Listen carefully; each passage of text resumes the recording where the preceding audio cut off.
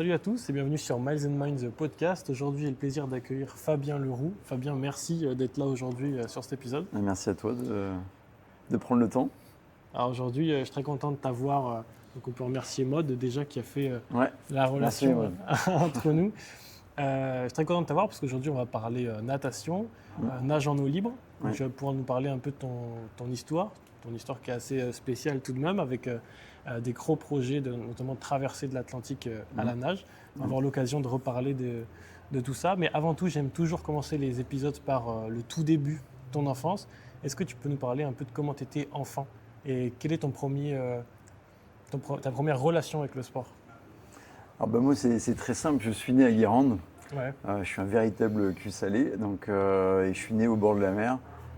J'ai malheureusement perdu ma maman quand j'avais 4 ans et demi dans un accident de voiture. Ok. Quand je dis que l'océan m'a bercé, c'est pas un euphémisme, c'est Ouais, une c'est réalité vrai. absolue puisque je passais mon temps dans l'eau. Et quand j'étais à l'école, je faisais l'école buissonnière. Bon, faut pas faire ça, hein. Mais moi, j'avais mon masque, mes palmes dans mon sac. Et puis, c'est comme si, tu vois, de l'autre côté, il y avait l'océan. Donc, c'était Ouais. très difficile pour moi Résister. d'y résister. Donc, c'était pour moi mon jardin. Avec mon petit masque, c'était moi l'aquarium. Et puis, je découvrais des tas de choses. Et c'est cette relation qui a commencé à être très forte. Et puis, quand j'avais 8 ans, j'avais déjà en tête de pouvoir traverser l'océan. Je voulais tout traverser. Ok. Et donc traverser l'océan Atlantique, puisque j'étais bercé par l'océan Atlantique, pour moi c'était une réalité, c'était un rêve. Et je me dis, voilà, un jour je vais faire ça, quoi. Et donc ça a été directement l'eau, la natation. Est-ce qu'il Ouais. y a eu aussi d'autres attraits où tu as Le vraiment fait basket, directement ça? le basket, aussi. parce que mon père jouait en N3, donc j'ai Ok. commencé l'école de basket, j'avais 4 ans. Tout petit, quoi. Et puis, ça me plaisait bien, mais voilà, moi, c'est pas que je suis pas fait pour les sports collectifs, mais moi, je pleurais sur le terrain quand on perdait. Pas parce qu'on avait perdu, mais parce qu'on n'avait pas donné le max. Donc, j'étais très intransigeant et beaucoup avec moi-même, hein, surtout. Ouais. Et donc, rapidement, je me suis naturellement tourné vers des sports individuels. Et puis, la natation, enfin, la nage, en tout cas pour moi. Alors, il y a eu d'abord la plongée en apnée. Donc, ça, c'était un élément qui était important pour moi. Je faisais de la chasse sous-marine, de la plongée, Ok. et puis de l'apnée. J'ai fait du hockey subaquatique aussi. J'ai vu ça, ouais. Ouais. Donc, J'avais c'était, jamais entendu parler de cette discipline. extraordinaire. C'est vrai. En 98, tout le monde sait qu'on est champion du monde de foot. C'est la première, donc on ne peut pas l'oublier. Mais à Sacramento, l'équipe de France, elle est championne du monde de hockey subaquatique. Bon, Ok. je crois qu'il n'y a que moi qui le sais, hein. Je pense, mais c'est bien de le savoir en tout cas. Donc il n'y a que moi, à mon avis, qui le sait, ce truc-là. Mais bon, voilà, c'était pour nous qui étions dans des sports d'eau, c'était un truc collectif. J'ai jamais autant travaillé l'apnée qu'en faisant des apnées dynamiques comme ça. Ouais. Parce que tu es dans une piscine de 25 mètres, tu es 10 contre 10. Enfin, il y en a 6 qui sont dans l'eau, 4 qui se remplacent simultanément. Enfin, il faut sortir de l'eau complètement et le remplaçant rentre dedans. Tu as une petite crosse avec un palais en plomb et puis tu évolues. Alors tu prends une inspiration, tu plonges, tu fais une action, hop, et puis tu remontes et puis tu fais ça pendant tout le match, quoi. Incroyable. Faudrait qu'on regarde des matchs. Faudrait que ça passe sur Ouais, l'équipe mais ou quoi que ce soit. Alors maintenant, à l'époque, moi, c'était pas le cas, mais quand on faisait les championnats de France, je sais qu'on avait des plongeurs qui filmaient la partie pour Ok. que les personnes dans les gradins, où est-ce qu'il se passe? Parce qu'en Ah ouais, fait, ok. t'imagines quand tu es dans un gradin, en fait, tu vois que des palmes qui vont dans tous les sens, tu vois rien du tout. Et pour le public, c'est pas rigolo, quoi. Ouais. Quand on parle de ton projet de traversée, tout de suite, ce qu'on remarque, c'est donc ta première découverte un peu de la traversée, tu as un premier lien avec. Ça se passe en 1995, si je ne me trompe pas, quand tu regardes la télé. Ouais, Est-ce que tu peux nous exactement. parler un peu de ça? Bah ouais, en fait, je fais mon service militaire et je suis au mess. On vient de faire une manœuvre et puis je regarde la télé et à ce moment-là, je vois Guy Delage, je connais pas du tout, hein. Je vois Guy Delage qui arrive à la Barbade et je vois, voilà, ils annoncent que Guy Delage a traversé l'Atlantique à la nage. Je trouve ça extraordinaire. Mm. Et puis moi, ça me rappelle toutes mes idées de traversée. Ouais. Et je me dis, mais punaise, mais c'est incroyable ce qu'il a fait, c'est génial. Moi, je vais faire pareil. Et puis, bah, voilà, je mets ça dans un tiroir parce que la vie continue, j'ai un job, je me marie, j'ai des enfants. Enfin, voilà, c'est le. Et puis, c'est littéralement quand on est en 2018, j'ai mon premier AVC. Et là, c'est pas le tiroir qui s'est ouvert, hein, c'est la commode qui a explosé, quoi. Après, il n'y avait plus à rien qui pouvait être plus important que ça. C'était vraiment l'élément pour moi qui était je dirais ça a été mon moteur. Et c'est ce qui m'a permis aussi de revenir très vite, parce que j'étais paralysé de tout le côté droit. Les seuls symptômes, enfin les choses qui me restent, c'est, tu vois, j'ai la mobilité de ma main, mais j'ai pas la sensibilité du bout des doigts. Ça, c'est cramé. Ok, tu l'as plus. Ça reviendra pas. Ok. C'est cramé, mais je veux dire, par rapport à des patients qui ont le bras en écharpe, qui marchent avec une canne, enfin, j'ai beaucoup de chance. Beaucoup de chance, oui et non, parce que je tiens à le dire, il y a un passé sportif, je fume pas, je bois pas. Tu vois, il y a quand même des éléments où. T'as l'impression de pas le mériter, en quelque sorte. Bah, Personne ne le mérite. Il y a plein de gens qui m'ont dit, mais attends, toi tu fais 20 heures de sport par semaine, tu fumes pas, tu bois pas, et ça t'arrive. Ils trouvaient une forme d'injustice. Et puis, quelque part, je me disais, mais vaut mieux que ça tombe sur moi qu'un de mes potes qui n'est pas dans le même cas. Et puis, ça m'embêterait que lui, il ait des séquelles plus importantes. Moi, j'ai eu cette chance d'avoir cette récupération qui est fulgurante. Et puis, surtout, c'est le cadeau merveilleux que j'ai eu, c'est mon père. Mon père, c'est un mentor extraordinaire qui m'a enseigné à faire du sport. Il avait eu un premier cancer et il a torché ça comme je ne sais pas, mais enfin, c'était vraiment incroyable de le voir. Il était dans sa chambre d'hôpital, il y avait ses potes du basket qui venaient, il fumait des cigares, il buvait des coups. Enfin, puis moi, j'étais là tout petit, je voyais ça, je me disais, je comprenais pas trop, il y avait des fils de partout, tu vois, parce que c'était quand même un cancer, c'est quand même grave. Et lui, il avait cette capacité il a su gérer ça. De gérer le mental. Ça a été, pour moi, ça a été un élément qui m'a montré que tu peux te relever de tout. C'est une question de choix et c'est une question de volonté. Si toi, tu es déterminé à dire non, mais moi, je vais changer, je vais modifier ça, c'est ce qui se passe. Quand le neurologue, moi, m'annonce l'AVC, c'est très alarmiste, hein, c'est comme tous les médecins. Puis ça reste quelque chose quand même de grave. Ben oui, non, mais faut pas c'est pas un rhume. Ouais, c'est ça. Mais moi, tout de suite, elle m'annonce, voilà, c'est très grave, je vais vous arrêter 6 mois. Mais il m'a fallu même pas un quart de seconde pour lui dire, non, ça, c'est pas possible. Ouais, parce qu'à ce moment-là, du coup, tu nous le dis, cette épreuve, elle arrive quand tu es au volant de ta voiture, c'est ça? Ouais. Tu es très sportif, 20 heures de sport par semaine, on te dit 6 mois d'arrêt total. Forcément, ça bloque, j'imagine. Pour moi, c'est comme ouais, presque tu mets un pistolet sur la tempe, c'est du genre t'es foutu, quoi. Alors, ce que les médecins qui font très bien leur métier, hein, moi c'était certainement pas moi qui allais lui expliquer son job, mais par contre, moi je sais comment je fonctionne. Et ça, forcément, eux ils le savent pas. Moi quand je suis à l'hôpital, je fais des apnées parce que je m'emmerde. Donc je suis branché à un moniteur et donc moi je retiens ma respiration. Puis moi ce que je ne sais pas c'est que il y a des alarmes à 40. Parce que moi je suis entre 23 et 29 pulsations. Donc la première fois que les infirmières débarquent, elles arrivent avec le chariot derrière. Alors moi je dis qu'est-ce qui se passe, quoi. Puis au bout de 3 fois je leur demande mais réellement il y a un problème. Et puis là, il m'explique, puis je dis non, mais je retiens ma respiration. Mais il ne faut pas faire ça, monsieur. Qu'est-ce qu'il fait?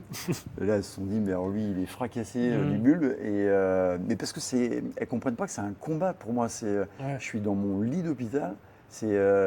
Imagine, c'est dur à imaginer, mais tu es paralysé de tout un côté. Donc toi, dans ta tête, ça va aussi vite, mais tu n'as pas de réaction, quoi. Tu ne peux pas bouger tes membres. Et moi, c'est la flip, quoi. Je veux pas rester comme ça. Pour moi, c'est un combat de gladiateurs et il est hors de question que je reste comme ça. Hors de question. Ouais, donc tu l'appréhendes comme ça. En plus, tu l'as dit déjà parce que tu as vu ton père l'appréhender aussi de cette manière, un peu comme un combat. Comment tu sors de cette période-là et comment tu te remets petit à petit au sport avec toujours cette même mentalité? C'est littéralement le fait que dans mon lit, j'ai décidé que j'allais traverser l'océan. Là, c'était vraiment. Là, c'était dit. Là, j'ai pris la décision. J'ai dit voilà, Ok. tu sais quelle est la différence entre un rêve et la réalité? Ça vient pas de moi. Hein. Non. Une date. Ok. Voilà, à partir du moment où toi, tu te dis, parce que c'est tous ceux qui vont dire non, mais je vais le faire demain, ils vont jamais le faire. Mais ça, c'est réel. Hein, moi, mon père me disait toujours, tu dois jamais remettre à demain ce que tu dois faire le jour même. Moi, ça m'est resté ancré. Si toi, tu l'as décidé, alors ça ne veut pas dire que c'est facile. Parce que moi, quand j'annonce à mon entourage que je vais traverser l'océan Atlantique en solitaire et sans assistance. En revenant d'un AVC. En revenant d'un AVC, là, mes enfants se disent, bon, tout est cramé là-haut, papa, il est foutu. Donc forcément, c'est inquiétant pour des gens qui t'aiment, qui ne veulent pas qu'il t'arrive quoi que ce soit. Donc, mais pour moi, c'est un moteur plus, quoi. C'est ce qui va tout déclencher et c'est ce qui me permet de revenir en 15 jours. En 15 jours, je récupère tout ce que j'ai perdu, okay. Sauf la mobilité. Ouais, bien sûr. Ok. Ouais, très intéressant déjà de voir la mentalité que tu avais dans cette épreuve-là. Ce que j'ai envie de savoir maintenant, c'est est-ce que tu en parles aux médecins? Tu as l'idée dans ton lit, mais est-ce que aux médecins, tu leur dis je vais traverser l'océan? Alors, le neurologue en question, je le revois 6 mois après pour faire un check. Et puis moi, la seule question que j'ai au bout de mes lèvres, c'est moi, je veux qu'il me donne le feu vert en quelque sorte pour y aller, quoi. Et quand je lui annonce que je vais faire ça, là, elle s'enfonce dans son siège, elle me dit genre, mais c'est pas la déception, c'est le désespoir, quoi. Non, mais qu'est-ce que vous voulez que je vous dise? Médicalement parlant, bien sûr que vous pouvez faire ce que vous voulez. Ouais. Vous avez récupéré ce que vous avez perdu, donc c'est une chance inouïe. Et puis moi, je le prends comme un cadeau. En fait, je me dis, c'est le starting block dont j'avais besoin, parce que voilà, la vie, elle est comme elle est, mais tu remets toujours des fois à demain. Tu te dis, ouais, non, mais je le ferai la semaine prochaine. Puis tu le fais jamais. Et donc là, pour moi, c'était vraiment la ligne conductrice. Il n'y avait que ça qui comptait. Il n'y avait rien d'autre. C'était à partir du moment où j'ai décidé, je vais faire. C'est tout. J'avance un peu dans ton histoire, mais donc il y a le moment où tu commences à structurer ton projet. Donc il y a le Ocean Earth Project que tu mets en place et que tu gères avec ta fille, si je ne me trompe pas. C'est une passion que vous partagez ensemble, ce milieu aquatique? Alors ma fille, elle est championne de France de natation synchronisée. C'est la seule qui est aquatique avec moi dans la famille. Okay. Et voilà, naturellement, je lui propose de faire l'association avec moi parce que mon objectif tout de suite, il est clair et défini. C'est mais pourquoi il fait ça? Moi, je veux qu'on se pose la question de pourquoi il fait ça. C'est pas genre, c'est un fou, il s'est levé un matin en se disant... Moi, la première chose qui pour moi est essentielle, c'est l'océan. L'océan doit être l'acteur du projet. C'est lui dont on doit parler de lui, on doit le préserver, on doit le protéger. Pour moi, c'est essentiel parce que forcément, je vois comme tout le monde les images à la télé. Moi-même, j'ai plongé dans toutes les mers du monde. Il y a des endroits où, avec le courant, il y avait les sacs qui venaient vers moi et j'étais obligé de les... Et il y avait des sacs, moi j'en ai pris un, et puis là, sur l'étiquette, c'était écrit en français.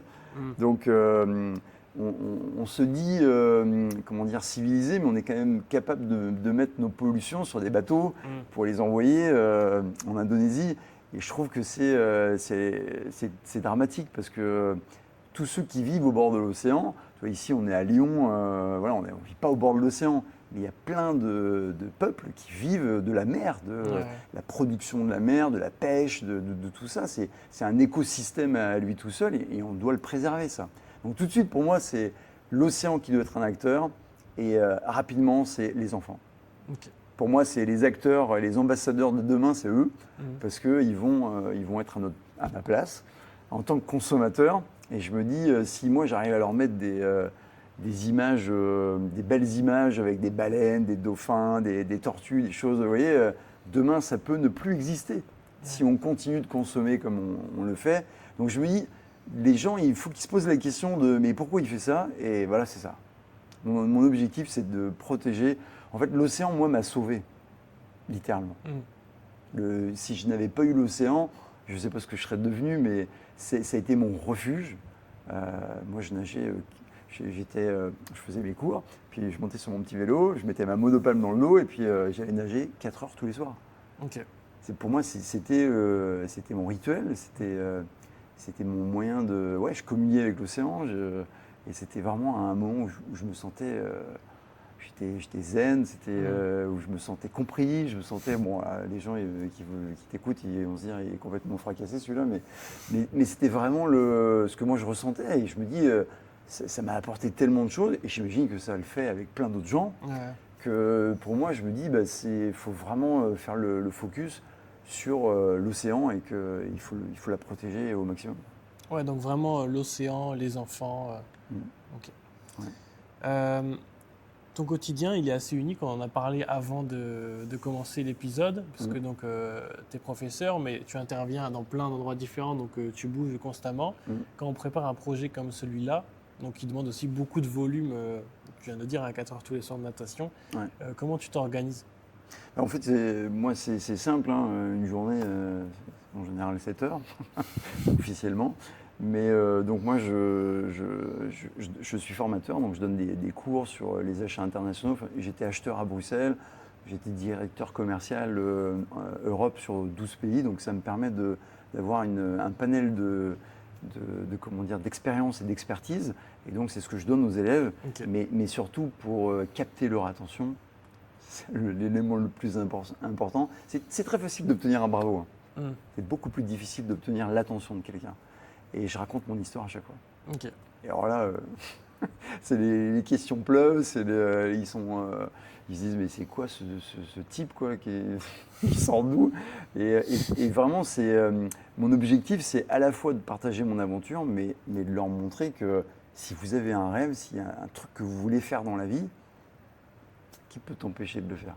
À part toi-même? Personne. Donc c'est aussi un message pour eux. Et donc moi j'organise mes journées, donc je me déplace beaucoup. Aujourd'hui je suis à Lyon avec toi ce soir. Ce matin j'étais à Chambéry. Donc je me déplace beaucoup, mais ça me permet de rencontrer beaucoup d'élèves, beaucoup d'étudiants, et donc de pouvoir transmettre et partager. Et donc sur cette journée de transmission, après le soir, tu vois, il fait beau. On peut aller s'entraîner après. Donc je vais courir, je vais nager, enfin, ça dépend de là où je me trouve. Là, pour le coup, j'ai eu un changement de planning. Normalement, j'étais au Bourget du Lac ce matin. J'aurais dû y être ce soir, donc j'y retourne demain. Parce que je vais aller nager demain après-midi. Je vais faire un entraînement dans le lac du Bourget, que j'adore. Parce qu'on avait fait d'ailleurs avec mon épouse, suite à mon 2e AVC, on avait fait la tournée des lacs. Oui.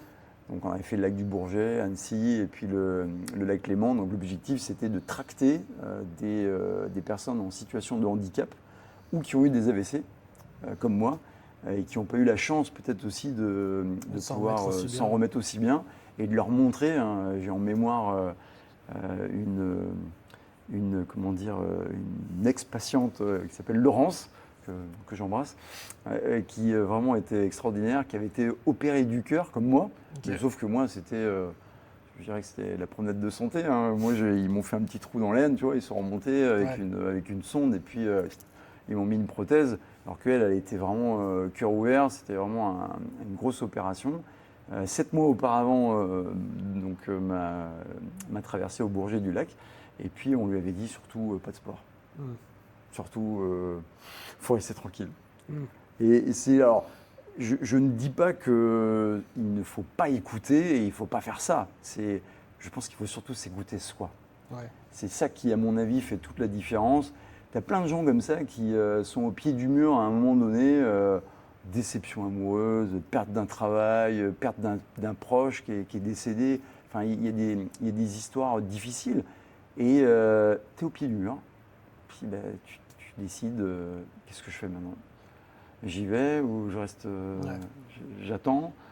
Et puis c'est un peu, je dirais, chacun doit composer en fait sa propre musique. Moi, c'est clair que je ne peux pas rester dans mon canapé. Pour moi, je suis intimement convaincu qu'il y a 2 catégories de personnes. tu as ceux qui attendent que l'eau soit à bonne température, et puis les autres. Mm. Et moi, j'ai pas de problème avec ceux qui attendent, hein. Sauf qu'on ne parle pas le même discours, hein. Moi, je vais pas attendre de savoir si l'eau, elle est... Ouais, là, ah oui, je peux y aller. Non, ça ne m'intéresse pas. C'est comme... Alors, c'est une image, mais c'est comme une opportunité. Tu as une opportunité qui se présente à toi, c'est à toi de la saisir. Ça ne veut pas dire que tu n'en auras pas d'autres. Peut-être que sur le moment, tu n'es pas prêt, ou tu vois, il y a plein de circonstances qui peuvent faire que. Mais par contre, ce qui est génial, c'est que quand elle se présente à toi, c'est chope-là. Parce que toutes les expériences que j'ai pu avoir, qu'elles soient négatives comme positives, j'aime pas dire négatives, je parle plutôt d'entraînement. Parce que tu apprends en fait. Ouais. Ça te permet finalement de voir comment tu réagis et puis tiens, ça n'a pas marché là, comment je pourrais faire la prochaine fois. C'est des mécanismes qui s'apprennent avec le temps et avec l'âge un peu, la maturité. J'essaye d'être un peu sage, mais bon. C'est compliqué. Il y a du boulot, ouais. C'est compliqué. Tu parlais de ta tournée des lacs, donc où tu tractes des personnes.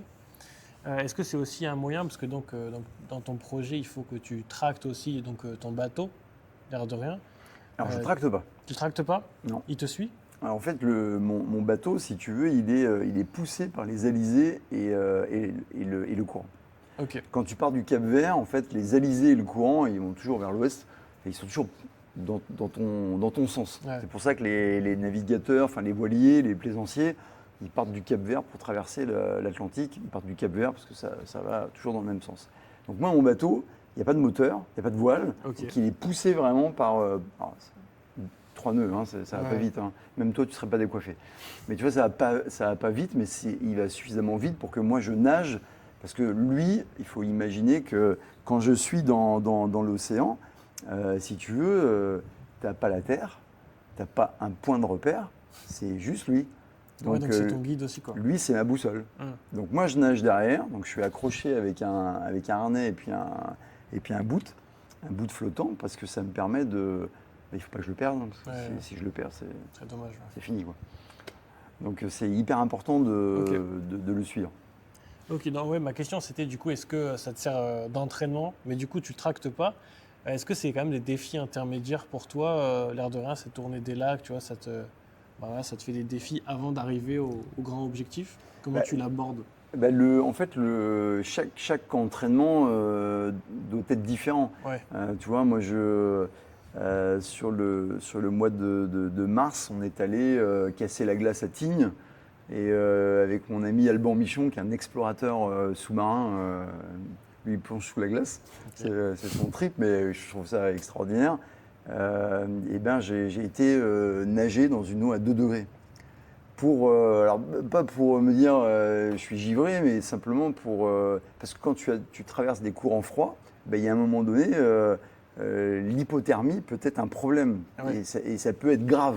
Donc il faut faire attention. Moi, j'ai un de mes amis qui n'est pas très loin d'ailleurs, Bourget-du-Lac aussi, Alain Simac, qui est champion du monde de nage en eau glacée. Okay. Lui, avec son petit maillot de bain, hein, et un petit bonnet. Hein. Lui, il est givré. Moi, je mets ma petite LED quand même. Je suis fou, mais quand même. On a parlé de ton bateau. Comment tu appelles ça? Un bateau, un radeau? C'est un radeau. C'est un radeau, ok. Ouais, c'est un radeau qui, lui, est complètement autonome. En fait, tu as des panneaux solaires, tu as une éolienne, tu as un dessalinisateur qui va transformer l'eau de mer en eau douce pour que, parce que tu vas te déshydrater forcément, donc tu dois boire. Tu dois aussi te rincer, puisqu'il est hyper important quand tu passes. Moi, c'est 12 heures de nage par jour, donc c'est 3 sessions de 4 heures. Okay. Et chaque fois que je sors de l'eau, tu te rinces, parce que forcément le sel, c'est corrosif, donc ça attaque. Donc il faut protéger ta peau. Donc c'est hyper important de pouvoir avoir l'eau, elle est essentielle. Hein. L'eau, c'est la vie, donc tu en as besoin. Pour que les gens se représentent un peu, c'est quelle dimension le radeau? Alors mon radeau, quand moi je suis parti sur ma première aventure, il faisait 4,50 m de longueur, okay. Il faisait 2,50 m de largeur et 1,88 m de hauteur. Okay. 4 mètres carrés à l'intérieur. très petit. Mm. Très petit, mais c'est pour ça que sur mes premières années de préparation, quand j'ai mis depuis l'AVC, j'ai mis 5 ans pour partir. Mais les 3 dernières années ont été vraiment intensives, où là j'ai donné 3 millions de coups de bras. Pour juste s'imaginer avec la montre, c'est comme ça que je sais, parce que je les compte pas, hein, je ne m'amuse pas à les compter. Mais ce qui était vraiment marrant, c'est quand j'étais directeur commercial, mon boss m'avait demandé ce que je voulais comme voiture de fonction. Bon, lui, il s'attendait à la berline allemande. Moi, j'ai dit non, je veux un van. Il dit un van, mais un van pour dormir. J'ai dit ouais, moi je veux plus aller à l'hôtel. Et en fait, le van, c'était génial parce que c'est psychologiquement, ça m'a permis de me retrouver dans un endroit restreint. Ah oui, donc c'était déjà une première préparation à ce milieu-là. Okay. Parce que pour moi, c'était à la fois, je m'en servais la journée pour me déplacer. Le soir, je m'en servais pour aller sur mon spot d'entraînement, donc un lac, la mer, peu importe. Okay, ouais. Puis après, je faisais mes petites pattes, parce que je ne sais pas faire grand-chose d'autre. Heureusement, j'ai ma femme qui est... Parce que moi, la nourriture, c'est sacré, mais je ne sais pas faire. Mais en tout cas, des pâtes, ça, je peux m'arranger. Et puis, ça me permettait surtout de me retrouver dans un élément qui soit petit. Parce que, regarde, ici, on est dans un espace qui est grand, tu vois, on a des plafonds énormes. Et donc, toi, dans ton esprit, tu es sur la terre ferme, tu es en voiture, en bus ou en vélo, peu importe. Mais tu as des choses qui sont tangibles, que tu touches. Là, tu te retrouves sur l'océan, il n'y a rien. C'est juste l'océan et toi. Et toi, tu étais avec ta petite coque de noix. Et donc, si moi, j'avais quitté un espace comme celui-là pour me retrouver tout de suite dans mon radeau, bah, tu pètes les plombs. Tu vois, c'est pas rationnel pour toi. Alors que moi, de vivre dans mon petit truc roulant, là, bah, ça me permettait finalement de m'adapter, de me conditionner finalement pour me préparer à ce qui allait arriver après. Est-ce que tu peux nous raconter un peu ta première aventure, comment elle se déroule ? Oui, bien sûr. Donc, je pars le 20 décembre 2023, il n'y a pas si longtemps. Donc, je pars du Cap-Vert, donc de Mindelo, de la plage de San Pedro exactement. Et puis là, je m'élance pour partir traverser l'Atlantique. Donc, Guy Delage que j'avais rencontré à la télé déjà. Ouais, alors lui je l'avais vu à la télé, puis après j'ai eu la chance d'aller chez lui, de passer 3 jours chez lui. La boucle est bouclée. Exactement, et puis pour moi c'était hyper important parce que c'est le seul homme à avoir traversé l'Atlantique en solitaire, sans assistance. Et dans des conditions du coup quand même différentes que celles que toi tu veux faire.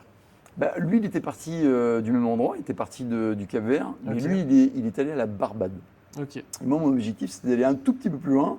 C'est 170 km, hein. Tu sais, quand on a fait 3923, on n'est plus assez près. Mais c'était surtout que je voulais arriver en Martinique parce que j'avais fait le laïus entre les écoles en France, les écoles au Cap-Vert, et je voulais aussi faire avec les écoles en Martinique pour qu'on puisse faire des échanges, des correspondances. Tu vois, pour moi, c'était important d'arriver dans un endroit qui était français, où j'allais pouvoir m'exprimer.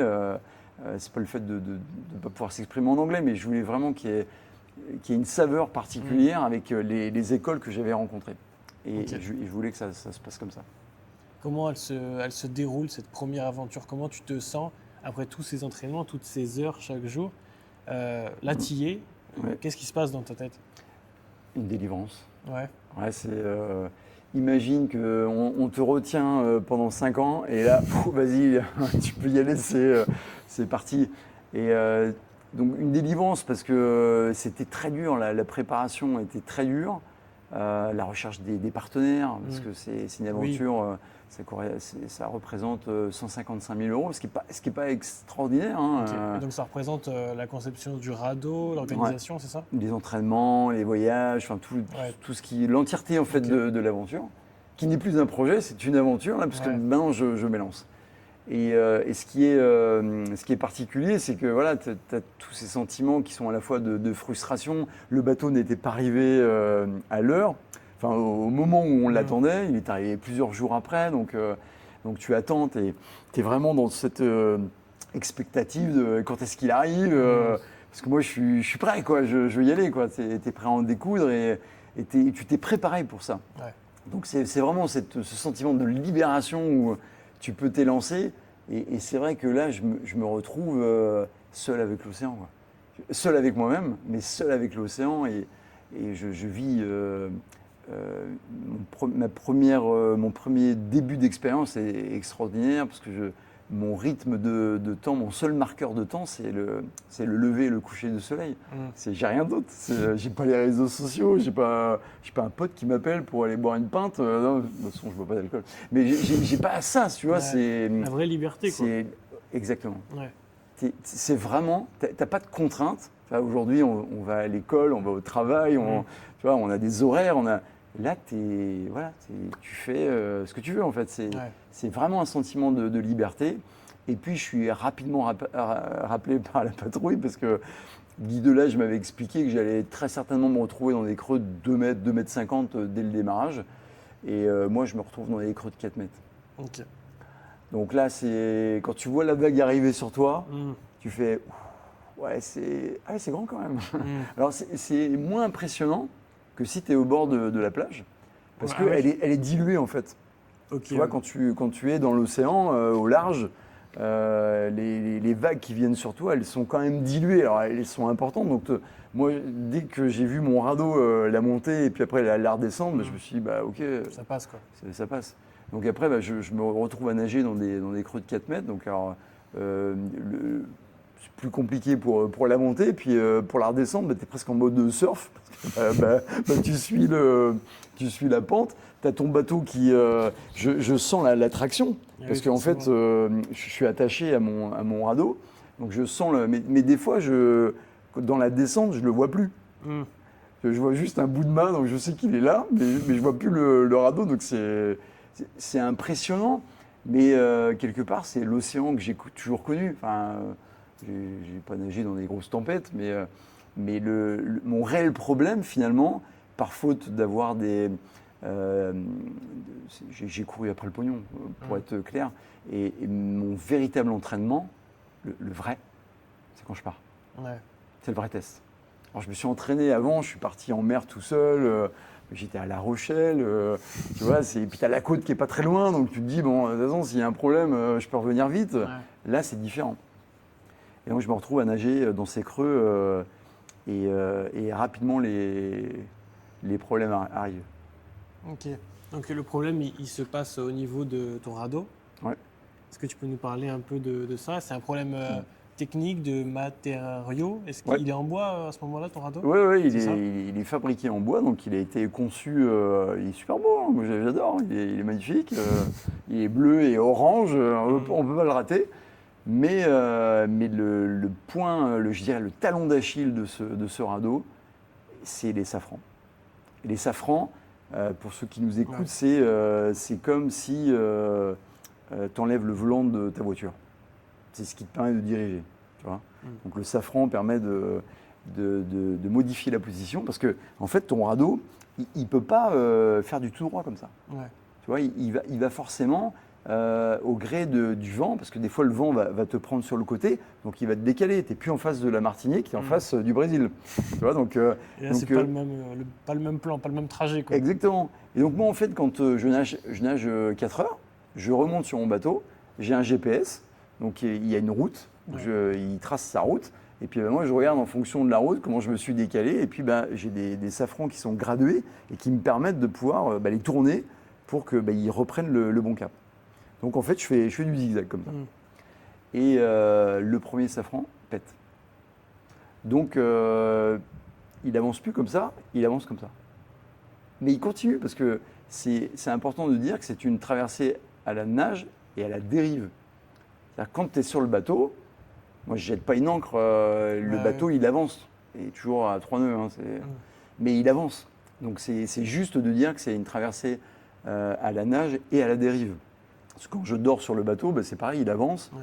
Et puis moi après, le matin, je regarde l'incidence que j'ai par rapport à comment je me suis déplacé, quoi. Donc premier safran qui casse, donc je suis comme ça. Le surlendemain, le deuxième safran. Donc j'ai plus de safran. Et là, du coup, il dérive comme ça. Okay. Donc l'avant est là, mais lui, il dérive comme ça.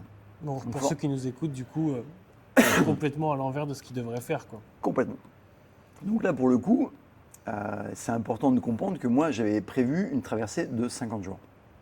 Donc j'ai prévu 60 jours de nourriture, parce que tu prends un petit delta. Mais là, en faisant mes calculs, c'est pas 50 jours. Ça va être plus de 90 jours. Donc c'est plus la même histoire. C'est d'ailleurs qu'il faut se rationner. Et puis moi, je veux traverser à la nage. Je veux pas parce que je pourrais me mettre sur mon bateau puis attendre. Oui. Regarder des séries Netflix que j'ai téléchargées, des podcasts que j'ai. Sur l'Atlantique. Ton podcast que je vais Exactement. écouter et je vais réécouter. Mais c'est pas comme ça que j'ai défini mon aventure. Ouais. Moi, je veux traverser la nage. Donc là, je me dis, alors si je me rationne, parce que moi, je dépense 7500 kilocalories jour. 12 heures de nage par jour. Ouais. Donc forcément, ma nourriture, mon alimentation, les protéines que je vais... tout, tu divises tout et donc finalement, tu nages plus comme ce que tu avais prévu. Et moi, c'est pas le plan. Donc j'avais quand même prévu, et c'était Olivier Grassi, qui est un navigateur qui m'a beaucoup aidé dans ma préparation, qui construit des bateaux aussi. Mais il dit, il faut que tu prennes une aile de cerf-volant avec toi. Ok. Parce qu'il y a des bateaux, des voiliers qui partent faire le Vendée Globe, ils dématent, parce que voilà, grosse tempête, et puis voilà, la course elle est terminée. Sauf que le bateau, il est sur l'eau, quoi. Ouais. Et il y a des ailes maintenant, je crois que c'est Liberty Kite, donc c'est comme une aile de kite, ça permet de... En fait, c'est un safran, mais qui devient aérien. Ok. Alors je me dis, c'est génial, je vais faire ça moi aussi. Donc comme mon bateau il est comme ça, je vais me mettre à la proue de mon bateau. Et puis, donc faut s'imaginer qu'on est toujours dans les creux de 4 mètres. Et vous êtes à la proue de votre bateau, donc la proue du bateau c'est 50 cm. Donc c'est-à-dire je suis assis dessus, j'ai une cuisse de chaque côté. Et puis moi je dois lancer mon aile pour que le vent s'engouffre dedans et que finalement ça ne tracte pas mon bateau, mais qu'elle le remette sous le vent. Et que mon aile finalement devienne un safran aérien. Sauf que juste derrière moi, j'ai une éolienne qui me produit de l'électricité et qui, elle, n'est pas sur un mât fixe. Et en fait, elle tourne en fonction du sens du vent. Donc quand elle tourne de manière à ce que moi, je sois en toute sécurité, c'est là où je peux lancer mon cerf-volant. Je n'y arrive pas. Le vent ne s'engouffre pas dedans et ça ne marche pas. Sauf que l'éolienne, elle réussit son coup. Je suis découpé, donc c'est-à-dire que l'éolienne, elle va me... Bon, c'est du beefsteak, hein, vous inquiétez pas, vous voyez, je suis là, donc tout va bien. Mais c'est du beefsteak, donc là, je suis découpé et ça s'arrête sur mon scaphoïde. C'est ça qui me fait mal, en fait. Quand là, j'ai un temps humide, je ressens. C'est comme les gens qui vont se péter la cheville, ou tu vois, c'est les articulations et ça, tu sens. Et alors que là, c'est juste du beefsteak qui est coupé, c'est pas très grave. Sauf que c'est suffisamment profond pour savoir qu'il faut faire des points. Ok, ouais, tu t'en rends compte direct. Ouais, c'est suffisamment profond. Alors je ne perds pas le nord parce que c'est mon sauf-conduit, c'est le cerf-volant. Donc je continue de le lancer malgré tout. Il est un peu borné le mec. Mais je veux absolument que mon bateau se remette sous le vent et je n'y arrive pas. Donc là, il faut rentrer à bord et puis il faut réparer le bras puisque j'avais appris avant de partir à faire des points de suture. Ok. Parce que une fois que tu pars dans une aventure comme celle-ci, tu dois te débrouiller tout seul, forcément. Tout seul, hein. Si tu appelles SOS médecin, oui, bonjour monsieur, quelle est votre adresse? Alors, longitude, mais c'est tout là. Tu vois, ils vont jamais venir, hein, donc tu dois te démerder. Et puis, moi je suis droitier. Donc faire des points avec la main gauche dans les creux de 4 mètres, non merci quoi. Difficile. Donc en fait, je vais coller mes plaies. J'ai de la colle, donc je vais coller mes plaies, je vais mettre des stéristrips, je vais remettre un pansement étanche et puis après je vais retourner dans l'eau. Donc ça va me permettre vraiment de pouvoir me protéger de la sorte. À ce moment-là, t'en es où de ton aventure? 5 jours. 5 jours, ok. Ça fait 5 jours que je suis parti. J'ai nagé et navigué, j'ai fait 250 km. Ok. Ça fait 250 bornes que je suis parti des côtes du Cap-Vert. Donc je suis pas très loin, mais je suis suffisamment loin pour être dans les eaux internationales. Je ne suis plus dans les eaux du Cap-Verdienne, je suis vraiment dans les eaux internationales. Et donc là, je suis à la dérive, complet, et puis je suis blessé. Donc voilà, le démarrage, mais c'est une aventure. C'est-à-dire que forcément. tu sais quand tu pars, tu ne sais pas quand tu reviens. Et puis le démarrage, l'océan, c'est comme la montagne. L'océan, il n'y a pas de pitié, quoi. C'est intransigeant. Et pourtant, moi, je suis un défenseur de l'océan. Je suis s'il te plaît, s'il te plaît. Non, il n'y a pas de s'il te plaît. L'océan, c'est comme ça. C'est pur. C'est une force tranquille. C'est une force qui peut tout détruire. C'est ça l'océan. Ouais. Et quelque part, je suis dans toute cette immensité. Moi, je suis hyper respectueux et ça t'apprend vraiment l'humilité, hein, et la résilience, parce que t'es face à quelque chose que tu peux pas dominer. Tu vois, il y a un moment donné, je peux pas m'arrêter et me dire bon, allez, je rentre chez moi. Ça m'a saoulé. C'est bon, allez, stop. T'es parti, tu t'es engagé, tu sais pourquoi tu le fais. Tu sais les conséquences que ça a. Tu sais que c'est risqué aussi, puisque bien sûr, je suis un gentil fou, mais je sais que c'est dangereux et que potentiellement des choses comme ça peuvent arriver et il faut les maîtriser.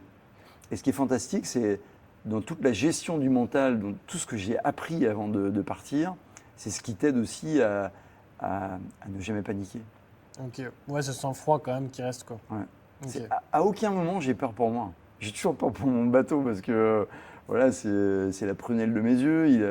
On a mis du temps à le sortir, on a mis du temps à le fabriquer, etc. Donc moi je suis pas inquiet pour moi parce que quand tu as eu un AVC, quand tu as appris à gérer à la fois la douleur, à la fois le stress, tous les éléments qui sont traumatiques et qui peuvent finalement t'impacter et te dire ah voilà, qu'est-ce qui m'arrive, c'est foutu, je suis mort, quoi. Et si tu commences à penser ça, ouais, effectivement, c'est fini déjà, ouais. Ok. Et donc, est-ce que tu peux nous expliquer un peu comment ça se passe, ce rapatriement du coup sur Terre, forcément? Ouais, complètement. Alors c'est en fait ma femme qui me dit un truc extraordinaire. Elle s'appelle Aude, et il faut toujours écouter sa femme. Mais elle dit un truc extraordinaire, elle me dit, tu sais mon chéri, pour repartir, il faut revenir. Et quand elle me dit ça, je fais, ah ouais, ça c'est bon ça. En fait, je vais déclencher la balise de détresse. C'est le Cap Griné qui me trouve à côté de Calais. Moi, je suis des milliers de kilomètres et il me trouve à 2 mètres près. Hein. C'est fou ça. Ils connaissent exactement ma position. Et donc, j'ai une personne qui m'appelle sur mon téléphone satellitaire. Et donc, la première chose qu'on te demande, c'est ton statut. Ok, c'est-à-dire c'est-à-dire qu'en fait, quand tu déclenches une balise, alors ton bateau peut couler, ou toi, tu peux avoir perdu une jambe. Ou, tu vois, c'est la gravité en fait de ce que tu vas leur dire qui fait qu'ils vont déclencher un mode de secours qui va être différent, soit par bateau, aérien, tu vois, c'est vraiment ça qui va déterminer les éléments. Alors, moi, forcément, stratégie absolue, jamais je parle de ma blessure. C'est pas grave, jamais je parle de ma blessure. Je dis, voilà, j'ai mes safrans qui sont cassés, donc je suis à la dérive, et puis c'est... mon bateau, il est identifié comme, il s'appelle Option. Ça, c'est son nom. C'est-à-dire que moi, j'ai un AIS, et donc, si tu regardes sur un radar, pop, tu vois un pop et c'est marqué Option. Et donc, si tu regardes, tu as les caractéristiques du bateau, la taille, machin, qu'on a renseigné, mais c'est pas un bateau, c'est un radeau. Donc, tu vois, je vais pas expliquer ça à des milliers de kilomètres au gars qui vont dire, mais quoi, vous êtes sur un radeau, mais alors vous êtes tombé d'un bateau, là, vous êtes déjà en mode survie. Donc je lui parle que voilà, c'est mon bateau Option, mes dérives sont pétées, et je lui dis de me trouver un voilier ou un bateau qui vient des Caraïbes, donc qui traverse dans l'autre sens, qui vient vers jusque Mindelo, pour qu'il me chope au passage, il me tracte, il me ramène d'où je suis parti, parce que finalement c'est que 5 jours. Hein. Ouais. Donc il me ramène à Mindelo, je sors le bateau, je répare et je repars. Moi, le plan, il est simple. Pour moi, c'est pas... moi, tu sais, si la porte, elle est fermée, la porte principale, moi, j'escalade et je monte par la petite lucarne, mais je vais rentrer. Hein. Si j'ai décidé que je vais rentrer. Et moi, je lâche jamais rien. Donc, pour moi, mon objectif, c'est vraiment de réparer et de repartir. Et effectivement, ils vont trouver un bateau qui s'appelle le Wolfhound. C'est un grand voilier, peut-être un 17 pieds. Enfin, c'est vraiment un beau voilier. Donc les mecs, c'est des Américains, ils me voient, ils trouvent le radeau. Donc déjà, il y a un drapeau français. Ils doivent se dire, bah, lui, de toute façon, c'est un Français, il est fou. Parce que forcément, c'est lunaire. Ils me trouvent en pleine nuit. Oui. Ils me trouvent en pleine nuit. J'ai lancé une torche qui fait des flashs dans l'eau. Donc Okay, ça se voit vraiment dans une nuit noire. Ils me repèrent facilement. Et puis j'ai mon AIS qui émet. Donc ils arrivent à trouver ma position. Okay. Donc là, ils vont me lancer un boot pour pouvoir m'amarrer. Puis là, on va commencer le tractage. Ça va durer 10 heures. Ok. Donc 10 heures où je suis dans une machine à laver. Ah ouais. Parce que le capitaine, la première réaction qu'il a, c'est monter à bord. Bah, no way. Hein. J'abandonne pas mon bateau. Hein. Jamais je vais le quitter. Hein. C'est ma deuxième femme. Hein. Je le bichonne. Non, je reste à son bord parce que je veux voir comment il va réagir. Parce que c'est violent, mais c'est... tu sais, si je ferme les yeux, là, je peux encore entendre le bruit des cordages qui frottent sur la coque, tellement ça m'a marqué. C'est une histoire qui m'a bouleversé, mais qui m'a marqué à vie. Alors, moi, j'en parle avec beaucoup de facilité, parce que je l'ai vécu, et puis ça a été extraordinaire. Mais je suis dans une machine à laver, il n'y a pas un endroit de mon corps où j'ai pas un bleu. J'ai des bleus partout, parce que ça secoue dans tous les sens. Mais je vois comment il réagit, et puis c'est là où je vois que les uns après les autres, les taquets s'arrachent. Tellement c'est violent. Le bateau, faut se dire une chose, c'est quand je suis dans des creux de 4 mètres tractés, l'avant de mon bateau, il est sous l'eau. J'ai un hublot qui est au niveau de ma couchette. C'est pourtant un hublot étanche. Hein. L'eau arrive à rentrer. Ah ouais. Donc j'ai une petite poignée à l'intérieur et je tire sur la poignée. Donc je tétanise, donc je change des bras. Puis j'ai qu'une seule peur, c'est que ça craque. Parce que forcément, je suis un peu rafistolé. Mais je suis obligé de tirer pour faire pression pour pas que l'eau rentre dans mon bateau. Parce que si l'eau rentre, c'est mort. Il n'y a plus rien à sauver, quoi. Et donc ça va durer comme ça pendant 10 heures. Et à ce moment-là, tu te dis pas, peut-être j'aurais dû monter dans le bateau? Non. Absolument. Ça m'est absolument pas venu à l'idée, à l'esprit. Je suis dans mon bateau, je subis forcément. On va pas dire que c'est agréable. Hein. C'est quand même quelque chose qui est violent. Ouais. Mais moi, j'ai un objectif. Ouais. Moi, je veux le ramener, je veux le réparer et je veux repartir. Ça fait que 5 jours. Hein. C'est pas. Tu sais, moi j'avais prévu d'arriver en 50 jours, si j'arrive en 55 ou en 60, je m'en fous, c'est pas ça c'est une course contre moi-même. Il n'y a pas d'autres personnes avec moi, donc et je veux pas battre un record. Ça m'intéresse pas. Je veux traverser mon océan. C'est tout ce qui m'intéresse. C'est que j'arrive avant ou après de l'âge, c'est pas l'importance pour moi. Ce qui est important pour moi, c'est de le traverser dans les conditions que j'ai décidées. Comment j'ai voulu le faire et c'est comme ça que je veux le réaliser. À la suite de cette première aventure-là, qu'est-ce que tu en retires pour la suite? Les premiers mots qui me sont arrivés, c'est ceux de Nelson Mandela. Hein. Pour moi, c'était... je me suis dit, bah ouais, t'apprends. Là, j'apprends. Ah oui, là, t'apprends. T'avais pas bien compris, là, tu vas apprendre grave. C'est ça, en fait. C'est soit tu gagnes, soit t'apprends. Et quand moi, on me parle d'échec, je dis non, je parle d'apprentissage. Ouais. Parce qu'effectivement, on peut se dire, parce que si on est un peu matheux là, 5 ans de préparation, 5 jours. Le bilan, il est quand même pas très positif. C'est pas ce que t'espérais non plus, c'est clair. Mais ouais, mais justement, Olivier Grassi, avec sa tendresse, et c'est un vieux loup de mer, il m'a dit, mais ce n'était plus un projet, c'était une aventure. Moi, j'ai connu des skippers qui ont travaillé sur leur bateau des années, qui ont investi beaucoup d'argent. Deuxième jour, ils dématent. Et la course, elle est finie. C'est terminé. Et plein de gens pourraient dire, oh là là, tu vois, on vit un peu dans une société où on est un peu obligé de, tu vois, ouais, faut être sur le podium, quoi. Ouais. Tu vois, c'est finisher. Ouais. Hein, faut que tu finisses, quoi. Mais quelque part, c'est quoi le plus important? Ouais. Je pense que le plus important, c'est plutôt tout ce que tu as fait auparavant pour prendre ce départ. Et ça, c'est une leçon de vie qui est juste incroyable. Parce que moi, ce que j'enseigne à mes élèves aujourd'hui, c'est ça. C'est ah, tu l'as pas fini le marathon? Ah, c'est con. plutôt que de dire, mais tu as vu tous les entraînements que tu as fait, tu as appris sur toi-même. Oui, le but, c'est pas de blâmer en plus. Mais non, C'est ça. c'est un repère pour toi. Ouais, c'est C'est-à-dire clair. qu'aujourd'hui, voilà, tu t'es écroulé au 22 ou 23e kilomètre parce que voilà, mais ton corps va s'en rappeler. C'est-à-dire que, alors moi je suis pas un ultra trailer, hein, je suis pas, j'ai fait un semi-marathon 3 mois après mon opération du cœur. Il y a eu quelques trails quand même, non? Ouais, mais J'ai vu sur UTMB Index quelques ouais, mais courses. c'est des trucs vraiment, Ouais, mais loisirs, pur, ouais. vraiment rien à voir Ok. avec pour moi des extraterrestres là, je serais incapable de faire ça. Et pourtant c'est la réalité, c'est-à-dire que ce marqueur pour toi de ta tête, de ton corps, tu vas pas l'oublier. Donc c'est un apprentissage. Et quand tu vois les choses de cette manière-là, finalement l'échec. Moi, je parle jamais d'échec. Je parle, là, j'ai bien appris là.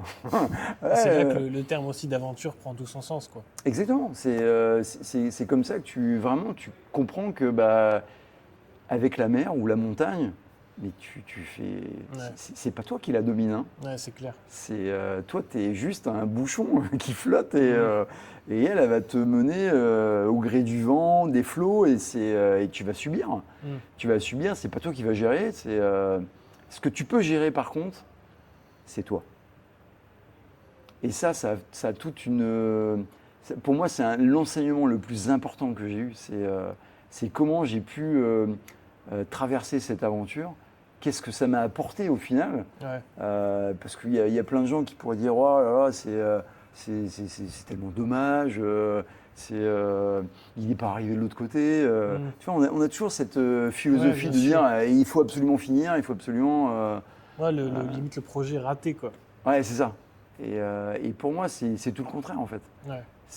Et j'écris un bouquin en ce moment sur justement cette aventure pour raconter ce que j'ai ressenti, pour essayer d'embarquer avec moi le lecteur, avec forcément mes mots. Alors, je ne suis pas écrivain, donc je m'excuserai, hein, mais j'essaye de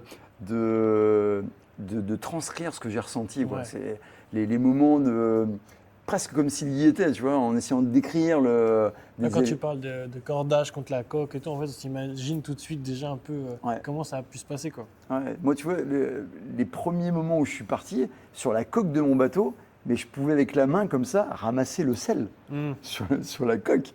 Tu vois, tellement il y en avait, tu avais un dépôt salin qui était extraordinaire.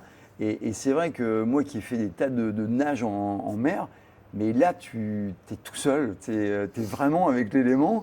Et jamais j'étais inquiet, jamais je me suis mais qu'est-ce que j'ai été faire comme connerie Tu vois, ça m'a jamais traversé l'esprit.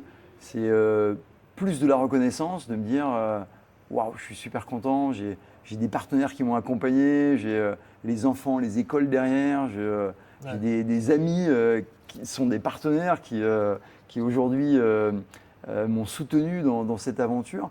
Et puis celle qui est devenue ma femme, parce que on pourra dire ce que l'on veut, mais j'ai peut-être perdu, enfin j'ai pas perdu, mais j'ai pas traversé mon océan, mais j'ai trouvé beaucoup plus important. Parce que c'est vrai, moi j'ai 54 ans aujourd'hui. Quand je traverse, j'ai 51 ans. Et voilà, il m'aura fallu 50 ans pour trouver ma moitié, quoi. Et c'est vrai que la pauvre, elle a tout subi. Hein, elle a subi le remorquage, elle a subi comment dire, de passer son Noël à traiter ça. Avec moi au téléphone, avec le cross, c'était quand même traumatisant. Et puis elle était là pour mon deuxième AVC. Enfin, je sais que c'est la femme de ma vie, quoi. Parce qu'elle est toujours là. Elle est passée par toutes tes épreuves. Ah ouais, c'est sûr. Il y a quelqu'un qui aurait pu faire ça, quoi. Donc voilà, c'est plein de reconnaissance finalement, parce que mon aventure m'a offert tout ça.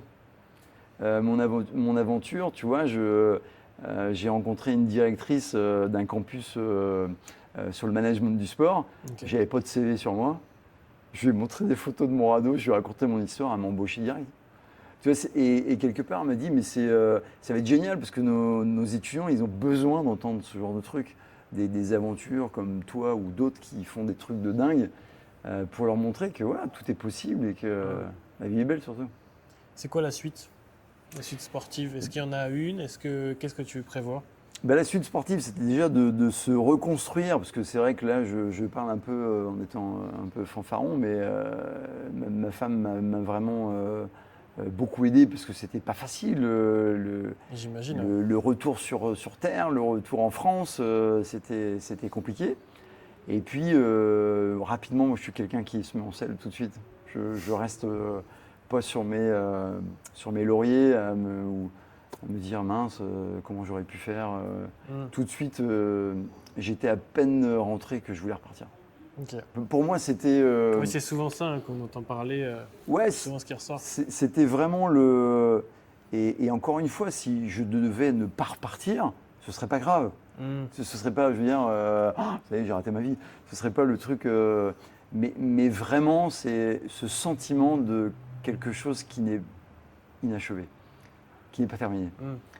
Donc aujourd'hui, j'ai dû me reconstruire, j'ai dû professionnellement changer complètement de voie. Donc aujourd'hui, je suis complètement dans la formation. Et puis là, j'ai des écoles, dont une à Dijon, avec des élèves qui trouvent mon projet extraordinaire et qui vont rentrer dans l'aventure pour chercher des partenaires. Puisque forcément, on recommence, Oui, forcément, tout ce à travail zéro. aussi, ouais. En sachant quand même que mon petit Conrado, là, lui, il a traversé l'océan tout seul. Parce que lui, il est arrivé au Brésil. Ah, c'est vrai? Lui, il est arrivé au Brésil. Parce que Donc moi, au final, l'océan a été traversé. ouais, alors pas par moi, mais Par par option. Lui, il a vraiment fait la traversée en solitaire. Il n'y avait personne à bord. Mais parce que moi, je le suivais avec mon AIS, donc je savais précisément où il était. Et il y a un endroit qui est pile poil au centre de l'océan, qui s'appelle le Poteau Noir. Il n'y a pas de vagues, enfin, il y a de courant, et il n'y a pas de vent. Donc ton truc, il peut rester là, la vie des rats. Et puis là, je perds le signal. Et je me dis, waouh, mince, il y a peut-être un super tanker qui est passé, il l'a fracassé, puis il l'a envoyé par 4000 mètres de fond, et voilà, je ne le reverrai plus. Et puis, je suis au Luxembourg, ma femme m'appelle, et elle me dit, t'es assis? J'ai dit, ouais. Eh ben, il y a le cross de la Martinique et de la Guyane qui a survolé ton bateau. Donc, ils ont fait 2 clichés qui m'ont envoyé après. Et ils voulaient savoir si tu étais à bord. Malheureusement, non. Et là, il est à 160 nautiques du nord du Brésil. Donc, il est à 320 km des côtes. Donc, il a traversé l'océan tout seul. Et il arrive, alors il n'est pas en Martinique, hein, parce que c'était le stop. Lui, il arrive au Brésil, parce qu'il suit le courant, en fait. Il suit les alizés, donc ça va le pousser jusque là-bas. Et donc, il finit sa course sur une plage qui s'appelle la plage de Ponta da Sofia. C'est la plage où les tortues viennent pondre chaque année. Et le logo de mon association, Ocean Earth, c'est une tortue. Donc, c'est fantastique. Et ce qui est encore plus fantastique, c'est à l'endroit où ils se retrouvent, il y a une école qui s'appelle Ecobiblioteca, et je vais leur léguer mon bateau. Et ils vont le transformer en cabane de lecture. Et avec ma femme, on envoie des bouquins en portugais sur la préservation de l'océan, la protection, pour que les enfants qui vivent au bord de l'eau se disent, comment moi, haut comme 3 pommes, je peux faire pour agir. Et c'est ça que je veux donner comme message, en fait, aux générations qui nous écoutent, les générations futures. C'est que c'est pas cramé, quoi. On peut toujours se battre et on peut... faut arrêter de dire, là c'est foutu, on est dans le rouge. Ouais, mais si on pense ça, forcément, oui, c'est fini. Hein. Mais non, pour moi, quand il y a de l'espoir, il y a de la vie, donc il faut se battre. Et puis, ça va prendre des décennies. Ça, c'est certain. Ça va prendre des décennies pour inverser la vapeur. Mais il faut se battre. Faut pas lâcher.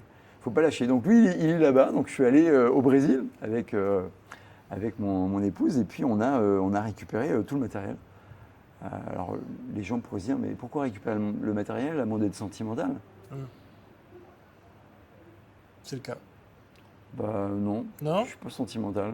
Mais si tu récupères le matériel, c'est peut-être pour rééquiper une autre embarcation, pour y retourner. Donc, alors peut-être différemment, parce que j'ai fait une promesse à ma femme. Je lui ai dit, de toute façon, si je repars, ce sera dans les conditions que j'ai réellement décidé, que j'avais décidé dans le premier opus, mais que par faute de moyens. Il m'aurait fallu une antenne Starlink que j'avais pas, mais tu vois, j'aurais pu envoyer les photos de mon bras au médecin par WhatsApp. Tu vois, on aurait pu échanger, ça aurait été beaucoup plus fluide parce que là, c'était pas le cas. Donc c'est redéfinir finalement ce premier opus, c'est toutes les choses qui n'ont pas fonctionné, c'est devenu des acquis et les remoduler pour que demain ce soit une réussite et quel que soit le résultat. C'est repartir, c'est une réussite. Écrire ce bouquin, ce sera une réussite. Pour moi, je n'ai pas vocation à faire un best-seller, c'est pas du bien tout. Sûr, surtout partager aussi cette histoire-là. C'est partager, ouais. C'est ce que je fais avec mes élèves aujourd'hui, et ils me le rendent beaucoup, je trouve, parce que c'est quand je vois dans leurs yeux, ça s'écarquille un peu, là, ça brille, je me dis, t'as peut-être touché un truc là, peut-être que celui-là ou celle-là, ils vont faire, je sais pas moi, l'Everest ou le Kilimandjaro, j'en sais rien. Enfin, ils voulaient faire un truc depuis toujours, et puis ils se sont dit, non, c'est pas pour moi. Puis finalement, quand tu écoutes un peu une histoire comme ça, avoir un témoignage aussi, comme d'autres, il y a plein d'histoires extraordinaires, de résilience, et tu te dis, pourquoi pas moi. Bon, donc c'est un peu le schéma aujourd'hui, c'est je m'arrête jamais. Je m'arrête jamais, j'ai envie de partager ça, et j'ai envie de le revivre, de le vivre pleinement et puis complètement. Enfin, en tout cas sur la durée que l'océan voudra bien m'accorder, parce que je reste à sa merci, c'est toujours elle qui décidera de toute façon, mais c'est vrai que pour les personnes qui nous écoutent, qui font du sport, quel qu'il soit, on a besoin d'apprendre sur soi, et on se connaît pas. Hein. Je peux assurer que moi je pensais au bout de 50 ans savoir qui j'étais. Hein. Et là, j'ai découvert des choses que, grâce à l'aventure, j'aurais peut-être certainement jamais su ou jamais découvert. Et ça, c'est un cadeau précieux qui est extraordinaire, parce que ça finalement, ça vaut tous les bouquins, tous les apprentissages. Quand tu le fais toi-même, quand tu mets les mains dans le cambouis et que tu sais comment ça fonctionne, c'est fantastique. Fabien, merci beaucoup d'être venu partager merci à toi. Ton histoire aujourd'hui. Alors, on reçoit beaucoup forcément d'invités sur le podcast, mais c'est très intéressant là d'avoir cette partie aventure aussi qu'on a un peu moins. Le fait de faire ça seul et aussi d'avoir ce milieu aquatique. Tu l'as dit, l'océan, c'est une force tranquille. Moi, qui me fascine personnellement. Et de voir ça un peu en solitaire, c'est quand même super impressionnant en tout cas. Merci beaucoup de nous avoir raconté ça. J'ai une question que je pose à la fin de chaque épisode. Si tu devais résumer la natation, en l'occurrence, en un mot ou une phrase, ce serait quoi ? Liberté. Liberté ? Magnifique. Et j'ai mon premier triathlon ce week-end. Bien. Triathlon M. Quels sont tes conseils pour ma partie natation ? Pour la partie natation, il faut que tu t'échauffes vraiment avant. Il faut vraiment que tu puisses être le plus relâché possible. Surtout quand c'est une course qui est sur un nombre de kilomètres. C'est combien là pour toi ? Là, c'est 1,5. Ok. Sur 1,5, tu as des gens qui vont partir à fond les ballons. Alors, tu as ceux qui sont entraînés pour ça. Mais il faut que tu sois relâché aussi bien là que là. Et le fait de faire ça, tu vas voir que ta nage va être beaucoup plus fluide. Les gens qui sont crispés dès le démarrage, ils chopent des crampes, ils boivent beaucoup d'eau, ça tu sais, mais ils chopent des crampes, et puis parce que tu sais, t'as le starter, ça part, tendu, tout le monde s'élance, donc c'est un peu comme une libération, mais il faut que toi-même tu sois libéré. Et si toi tu t'es libéré, tu vas faire une course, même si tu finis dernier, on s'en fout. Finir déjà. Mais déjà, il faut la finir. Et moi, je me souviens que le premier triathlon que j'avais fait, c'était avec 2 potes. Parce que moi, je voulais pas faire le vélo. Courir à la rigueur, je voulais bien. Donc il y en avait un qui courait, il y en avait un qui faisait le vélo. Et moi, je faisais la natation. En plus, moi, j'étais en premier, donc c'était cool. Oui, c'est parfait. Moi, une fois que j'étais sorti de l'eau, je dis, les gars, maintenant, débrouillez-vous. Mais je vous soutiens par contre. Mais c'est vraiment d'être le plus relâché possible. Ok. Le plus relâché possible, parce que les crispations, quand tu as une course, surtout si c'est une première, Ouais. tu vois, les démarrages comme ça, c'est souvent des éléments où les muscles ne sont pas encore bien chauds et Ouais. puis tu chopes une crampe, c'est foutu. Hein. Enfin, c'est foutu. Tu vas continuer, mais ça Ouais. fait extrêmement mal. Moi, je sais que des fois, parce que j'arrive, je sais qu'il me reste qu'une heure et demie, la piscine va fermer, donc bon, je me dépêche, je vais à fond les ballons, je chausse la monopalme ou les bipalmes selon ce que j'ai dans la voiture. Et puis voilà, j'ai pas bu assez d'eau, puis j'attrape une crampe là, juste plantaire. Ah oui. Ouais, ils sont terribles celles-là. Mm. Et voilà, et puis ça te gâche ton moment parce Bah que oui, c'est clair. voilà, tu es en train de tirer dessus comme un connard pour que ça s'enlève. Enfin, tu vois, C'est clair. le relâchement, c'est vraiment un élément qui va t'aider toi spirituellement, C'est dans ma course. psychiquement et puis physiquement, et ça va t'aider dans ta course. Bon, moi, je vais essayer de garder ça en tête. En tout cas, on va rester sur ton mot, liberté. Pour ceux qui nous écoutent, où est-ce qu'on peut te retrouver? Là, on peut me retrouver sur les réseaux, hein, puis vous avez forcément Instagram, Facebook, bon, pour les plus vieux. Mais Instagram et Facebook, c'est un peu Ouais. pareil. Moi, j'utilise beaucoup LinkedIn parce que c'est Ouais. c'est un réseau professionnel. Et j'ai trouvé beaucoup de gens sur LinkedIn qui m'ont suivi par l'aventure, Ok. mais aussi qui me permettent de faire des conférences. Moi, j'ai des managers qui m'invitent dans leur entreprise Ok. parce qu'ils ont leurs managers qui sont sous l'eau parce que c'est les objectifs. Et moi, je viens un peu dégrossir tout ça. Je viens mettre un peu de fun, d'esprit là-dedans en leur expliquant, parce que moi aussi, j'ai des managers. Que ça va les gars, Mm. tout va bien, hein, c'est des choses beaucoup plus importantes.